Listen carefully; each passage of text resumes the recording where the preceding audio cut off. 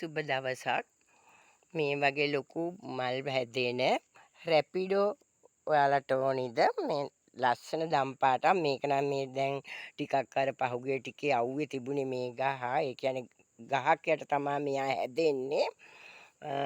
අවුවට වැස්සට තෙමි තෙමි සෙවණ සහිත ගහක් යට තමයි මෙයා හිටියේ රඹුටන් ගහ ළඟ. නමුත් අර පහුගිය ටිකේ අවුව සැරට මෙයාගේ මල් ගොඩාක් ලොකුවට තිබුණා බයි කලර් වෙච්ච ඒවා. මේකත් මලක්. ඉතින් මේවා එයාගේ හැදිච්ච මල්. ඉතින් මල් ගොඩාක් පර වුණා අර අවුව සැරකමට. ඒ හින්දා තමයි මෙයාව මම දැන් මේ හට් එක ඇතුළට ගත්තේ. නැත්තම් මෙයා සෙවණ සහිත ගහක් ළඟ ඕනම කෙනෙකුට පහසුවෙන් හදා ගන්න පුළුවන්. මේ බලන්න කැරකිලා ලස්සන්ට මේ බයි කලර් වෙන දම් පාට ලස්සන මලක්. මේක රැපිඩෝ. මේක ගොඩාක් කලින් අප මේ බලන්න මෙයාගේ මේ මල පිපිලා තියෙන හැටි.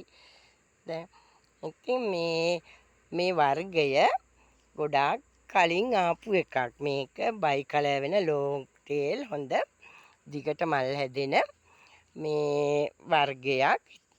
ඉතින් ඔයාලටත් ගන්න ඕන නම් මේ කතා කරන්න මේ WhatsApp අංකෙට. මෙයා හැබැයි මේ ඕන කෙනෙකුට පහසුවෙන් හදා ගන්නත් පුළුවන්. මොකද මේ පොල් එලි පොල් මුඩු මාධ්‍ය වුණත් මෙයා හැදෙනවා.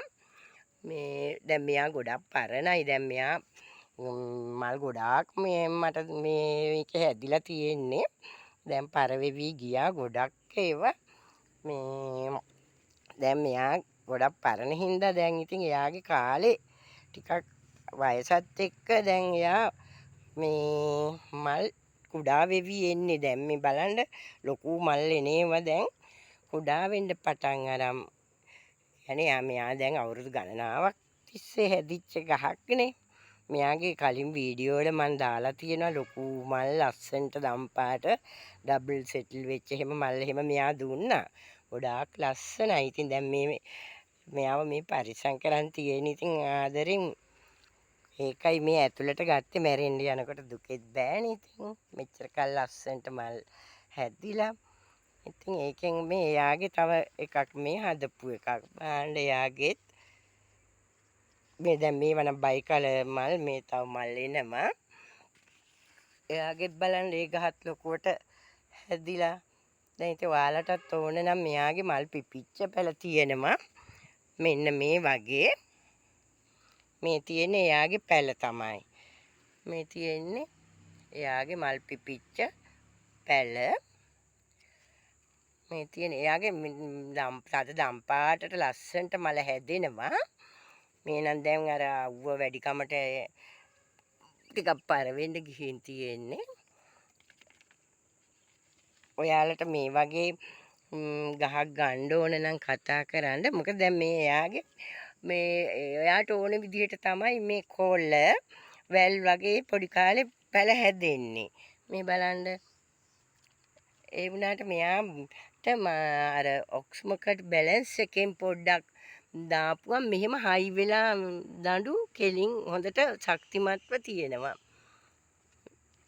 මේ දැන් මේ පොඩි කාලේ වැල් වගේ තිබුණට ඊට පස්සේ අර ලොකු වෙනකොට මේ ස්මොකට් වලින් බැලන්ස් එකෙන් දාපුවම මට හිතෙනවා මේ ටිකක් දඬු හයි වෙලා ආවා.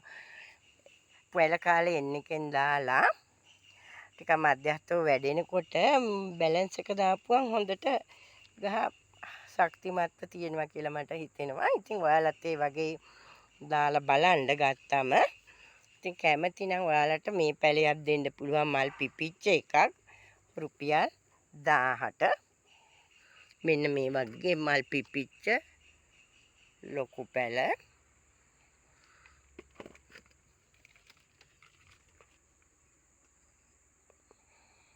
මේ තියෙන කට් කර ගන්නත් පුළුවන්.